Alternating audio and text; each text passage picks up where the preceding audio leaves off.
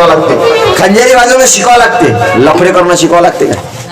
दारू प्यायला कुठे शिकवावं लागते का? दारू प्यायचं कुठं पुस्तक आहे का? कुठं ट्युशन आहे का दारू प्यायची?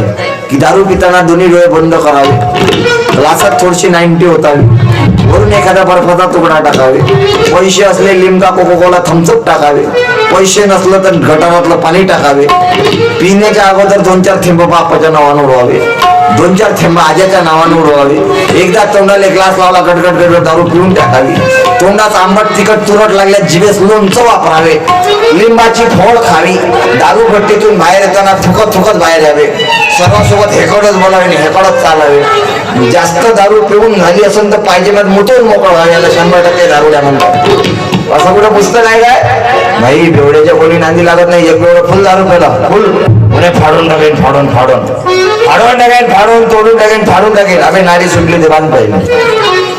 2 बेवड्या गोष्टी करून राहिली, म्हणे मी महाराष्ट्राबद्दल ती देशी पेलं हातभट्टीची त्याला चढली, म्हणे मी महाराष्ट्राबद्दल महाराष्ट्र